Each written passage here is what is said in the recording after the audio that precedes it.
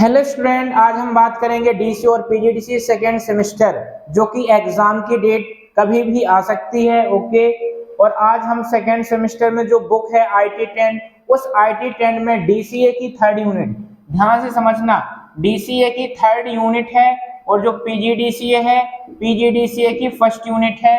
Book का नाम है आईटी 10, राइट। अब आईटी 10 में हम देखेंगे कि निम्न पर टिप्पणी लिखिए, third unit PGDCA first unit, right. जो हमारा टिप्पणी आता है वो ये सारी टिप्पणी इंपॉर्टेंट है, जिसमें से हमने यहाँ पर 9 टिप्पणी लिया है। डॉस अटैक क्या है, डिजिटल लाइब्रेरी क्या है, डिजिटल लॉकर क्या है, उमंग ऐप क्या है, स्पैमिंग क्या कहलाती है, स्पाईवेयर क्या कहलाता है, फिशिंग क्या कहलाता है, एमपी ऑनलाइन जो पोर्टल होता है वो क्या कहलाता है, और आधार वेबसाइट क्या कहलाती हैं। तो एक एक करके हम समझने वाले हैं। पहली टिप्पणी यहां से उठा लेते हैं डॉस अटैक की। किसकी है? पहली टिप्पणी का नाम है हमारा डॉस अटैक। सबसे पहले डॉस अटैक है तो यहाँ पर हम ये देखेंगे अटैक आता कब है, जब हमारा नियंत्रण खो जाता है उस समय में अटैक आता है। लेकिन बात करते हैं कंप्यूटर की, तो कंप्यूटर में डॉस अटैक में डॉस का फुल फॉर्म क्या होता है? Daniel of service. क्या होता है? Daniel of service. इसका मतलब होता है कि सेवा देने से इनकार कर देना। क्या होता है? सेवा देने से इनकार कर देना। ये जो डॉस अटैक होता है ना, जब हम इंटरनेट में किसी भी वेबसाइट को, इंटरनेट में वेबसाइट के अंदर होता क्या है कि डॉस अटैक में जो हैकर होते हैं, हैकर का मतलब होता है जो डेटा को हैक कर लेता है। ओके, इंटरनेट के अंदर किसी भी वेबसाइट में हैकर एक टारगेट लगाता है कि किस वेबसाइट को हमें हैक करना है, और उस वेबसाइट को हैक करने के लिए उसमें इतने सारे ट्रैफिक लगा देता है कि वो वेबसाइट क्या हो जाती है? स्लो हो जाती है। और वेबसाइट स्लो होती है तो धीमी होती होती एक समय ऐसा आता है कि वो वेबसाइट काम करना बंद कर देती है। ठीक है, उस स्थिति में हमारी वेबसाइट में एक अटैक आता है जिसको बोलते हैं डॉस अटैक। यदि हम इसको एक एग्जाम्पल के थ्रू समझें तो इसका एग्जाम्पल क्या हो सकता है? यदि मैं बात करता हूं कि जब कभी भी वेबसाइट में कोई रिजल्ट आता है, मैंने बोला 10वीं का रिजल्ट या 12वीं का रिजल्ट, राइट।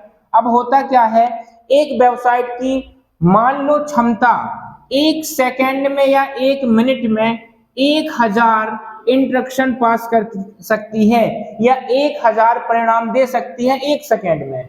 क्या मैंने बोला? फॉर एग्जाम्पल एक सेकेंड में कोई भी वेबसाइट 1000 तक आपको रिजल्ट प्रोवाइड कर सकती है। लेकिन जब कोई ऐसा इसके अंदर परिणाम आता है 10वीं और 12वीं, तो एक ही वेबसाइट से निकाला जाता है। तो इसके अंदर 1000 की जगह पर 1500 पर सेकेंड यदि आपको रिजल्ट देना होता है तो क्या हो जाती है? साइट स्लो हो जाती है। स्लो होते होते आपको कभी ये लगता है कि हमारी वेबसाइट क्या हो गई? सर्वर डाउन हो गया। इस कंडीशन में सर्वर को क्या किया जाता है? अपडेट किया जाता है, और जो एक सेकेंड में 1500 रिजल्ट देती थी फिर उसको बढ़ाकर 2000 कर दिया जाता है, राइट।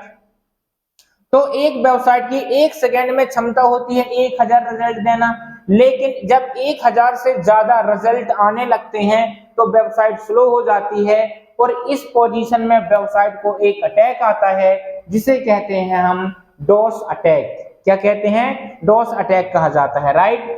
इसके बाद हम बात करते हैं दूसरी टिप्पणी। दूसरी टिप्पणी का नाम है हमारा डिजिटल लाइब्रेरी। यदि मैं बात करता हूं लाइब्रेरी का मतलब क्या होता है? लाइब्रेरी का मतलब होता है पुस्तकालय। अब ये आप समझते होंगे जो हमारे पुस्तकालय होता है उसमें क्या होता है? पुस्तकों का कलेक्शन होता है। यदि मैं बात करता हूं कि जो बहुत सारे स्टूडेंट होते हैं, कोई एक ऐसा स्टूडेंट होता है जो लाइब्रेरी नहीं जा पा रहा है या लाइब्रेरी की सर्विस पाने से वंचित रह जाता है, इस स्थिति में इंटरनेट में क्या होती है? एक डिजिटल लाइब्रेरी होती है, डिजिटल लाइब्रेरी, ठीक, डीएलएस। डिजिटल लाइब्रेरी होती है। इस वेबसाइट में आप जाओगे तो कम से कम यहाँ पर हजारों लाखों बुकों का कलेक्शन होता है, और अभी की पोजीशन में 10 लाख से अधिक यूजर डिजिटल लाइब्रेरी का यूज कर रहे हैं। हम डिजिटल लाइब्रेरी के अंदर लॉगिन होकर अनेक प्रकार की बुक को डाउनलोड कर सकते हैं और डाउनलोड करके उनको आसानी से पढ़ा जा सकता है। ओके, तो डिजिटल लाइब्रेरी का मतलब सीधा फंडा होता है ऐसी लाइब्रेरी जो हम इंटरनेट के द्वारा उसकी वेबसाइट में जाकर हम आसानी से डाउनलोड कर सकते हैं और डाउनलोड करके उसको पढ़ा जा सकता है, उसे बोलते हैं डिजिटल लाइब्रेरी। जबकि लाइब्रेरी क्या कहलाती है, जब हम कॉलेजों में स्कूलों में बुक से पढ़ते हैं, मतलब जो हार्ड कॉपी में होती है वो डिजिटल लाइब्रेरी कहलाती है, और जो सॉफ्ट कॉपी में जो कॉलेज और हम स्कूल में पढ़ते हैं वो लाइब्रेरी कहलाती है। लेकिन इसी लाइब्रेरी को जब इंटरनेट के द्वारा एक्सेस किया जाता है, किसी वेबसाइट में जाया जाता है, तो उसको इंटरनेट के माध्यम से प्राप्त करना वो क्या कहलाता है, हमारा डिजिटल लाइब्रेरी, राइट। इसके बाद आता है डिजिटल लॉकर। डिजिटल लॉकर मतलब डिजी लॉकर। ये होता क्या है, जो डिजिटल लॉकर है ये एक प्रकार का एप्लीकेशन होता है। क्या होता है, एक प्रकार का एप्लीकेशन होता है। इसमें होता क्या है, जितने हमारे ओरिजिनल डॉक्यूमेंट होते हैं इन सभी डॉक्यूमेंट को स्कैन करके इसके अंदर स्टोर कर लिया जाता है, ठीक है ना। इसमें एक आईडी बनानी होती है, आपकी एक पर्सनल आईडी बनेगी जो आधार कार्ड से लिंक हो जाएगी। ओके, और जितने भी आपके ओरिजिनल डॉक्यूमेंट हैं उसको स्कैन करके इसके अंदर रख दिया जाता है, जो गवर्नमेंट द्वारा मान्य होता है। आप कहीं भी किसी भी प्रकार के डॉक्यूमेंट को निकाल कर अपलोड करके कहीं भी लगा सकते हैं, और ये एक प्रकार का गवर्नमेंट एप्लीकेशन होता है डिजिटल लॉकर। ओके, इसमें होता क्या है, जितने भी हमारे ओरिजिनल डॉक्यूमेंट होते हैं उसको स्कैनर द्वारा स्कैन करके इसमें हम अपलोड कर देते हैं। एक बार अपलोड करेंगे और लाइफ टाइम उसको हम एक्सेस कर सकते हैं, राइट। इसके बाद आता है उमंग ऐप। उमंग ऐप भी क्या होता है, एक सरकारी एप्लीकेशन होता है जिसके अंदर हमें जितनी भी सेवाएं होती हैं, सर्विस, जितनी भी गवर्नमेंट सर्विस होती हैं वो इस उमंग ऐप के अंदर हमें दिखाई देती हैं। लगभग 162 सर्विस होती हैं जो उमंग ऐप के अंदर प्राप्त होती हैं, राइट। उमंग ऐप का निर्माण क्यों किया गया, उमंग ऐप का निर्माण इसलिए किया गया कि जो भी नागरिक है, इंडिया का हर एक नागरिक उमंग ऐप के द्वारा गवर्नमेंट की जो भी सर्विस आती हैं उस सर्विस को आसानी से देखा जा सकता है और पढ़ा भी जा सकता है। ओके, यदि उमंग ऐप नहीं है, ओके, तो हम सारी सुविधाओं को, सारी सर्विस को हम प्राप्त नहीं कर सकते। तो जितनी भी गवर्नमेंट सर्विस होती हैं ये कम से कम 162 सर्विस होती हैं, और ये सभी सर्विस इसमें होती है, हमारे उमंग ऐप में होती हैं। बात करते हैं हम स्पैमिंग की। स्पैमिंग क्या होता है, स्पैमिंग प्रक्रिया क्या कहलाती है, हमारे ईमेल आईडी में, क्या बोला मैं, हमारे ईमेल आईडी में या जीमेल आईडी में, हमारी जीमेल आईडी में बहुत सारे मेल आते हैं। हमने ना तो रिक्वेस्ट किया ना तो कुछ किया, फिर भी इसमें बहुत सारे मेल आ जाते हैं। आप देखे होंगे जब भी आप अपना जीमेल लॉगिन करोगे तो उसमें बहुत सारे मेल आ जाते हैं। हमने ना तो कहीं से रिसीव किया ना तो सेंड किया, इसके बावजूद हमारे अकाउंट में क्या जाते हैं, मेल आ जाते हैं। वो कैसे आते हैं, किसी भी वेबसाइट के द्वारा हमारे अंदर भेज दिए जाते हैं, मेल के अंदर सेंड कर दिए जाते हैं। ओके, तो स्पैमिंग क्या कहलाता है, जब हमारी सोशल साइट या जीमेल के अंदर बगैर अनुरोध किए हमारे मेल में किसी भी प्रकार का जीमेल आ जाता है तो इस प्रक्रिया को स्पैमिंग कहते हैं। सीधा सीधा फंडा कहने का ये है कि यदि हम किसी से ना तो मेल रिसीव कर रहे हैं ना तो सेंड कर रहे हैं, वो ऑटोमेटिक खुद हमारे मेल में क्या आते हैं, मेल आते हैं, जीमेल में हमारे मेल आते हैं, तो यह प्रक्रिया क्या कहलाती है, स्पैमिंग कहलाती है। बात करते हैं स्पाईवेयर। स्पाईवेयर का मतलब होता है जासूसी। अब जासूसी क्या कहलाती है, स्पाईवेयर जासूसी क्या कहलाती है, जासूसी का मतलब ये होता है यदि आपके मोबाइल में, मान लो कि ये आपका मोबाइल है, आपने किसी भी एप्लीकेशन को इंस्टॉल कर किया, क्या किया, आपने किसी एप्लीकेशन को इंस्टॉल किया जिस एप्लीकेशन को आप नहीं जानते हो, और जब इंस्टॉल करते हैं तो एप्लीकेशन क्या मांगता है, परमिशन मांगता है या परमिशन या बोलता है अलाउ करो।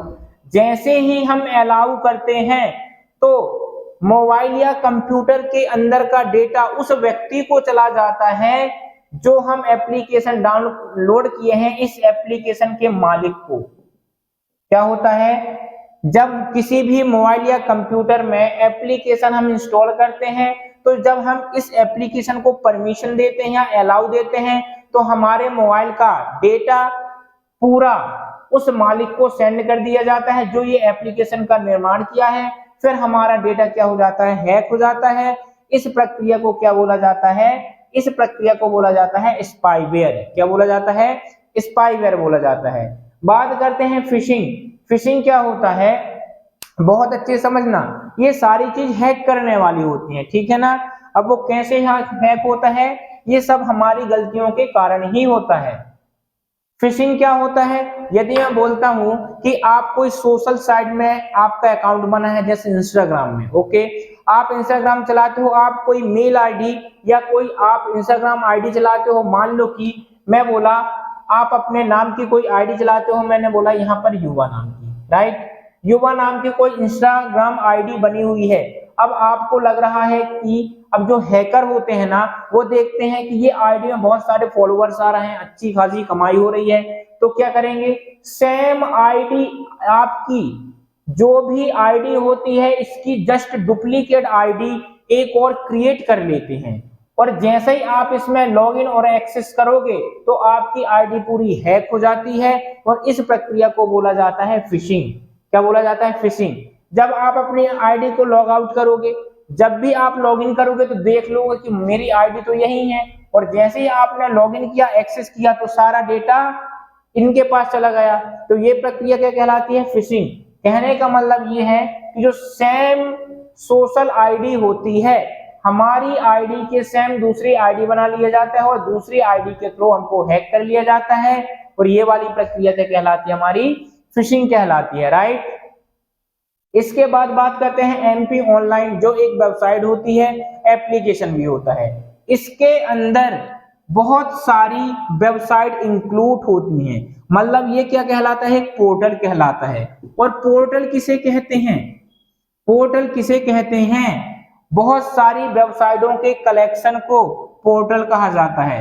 अब हमारे एमपी ऑनलाइन पोर्टल में क्या क्या आता है, मैं बोलता हूं, उसमें पूरा एजुकेशन मिलता है हमें, एजुकेशन। अब एजुकेशन में पूरी हमारी यूनिवर्सिटी की वेबसाइट लिंक होती हैं, और इसमें बिल पेड करने के लिए होता है। बिल पेड का मतलब होता है आप इलेक्ट्रिसिटी बिल की भुगतान कर लो, या जितने भी प्रकार के बिल आते हैं वो भी आप पेड कर सकते हो, किसकी सहायता से, एमपी ऑनलाइन पोर्टल की सहायता से, राइट। और इसी में आप इनकम सर्टिफिकेट बना सकते हो, इनकम सर्टिफिकेट, इसी में आप कास्ट सर्टिफिकेट बना सकते हो, और इसी में मूल निवासी बना सकते हो। इतने सारे सर्टिफिकेट और बहुत सारी वेबसाइट होती हैं एमपी ऑनलाइन। एमपी ऑनलाइन क्या है, एक प्रकार का पोर्टल है, और पोर्टल का मतलब क्या होता है, जिसमें बहुत सारी वेबसाइटों का एक कलेक्शन होता है, उसे क्या कहा जाता है, उसे पोर्टल कहा जाता है। ओके, एक मिनट।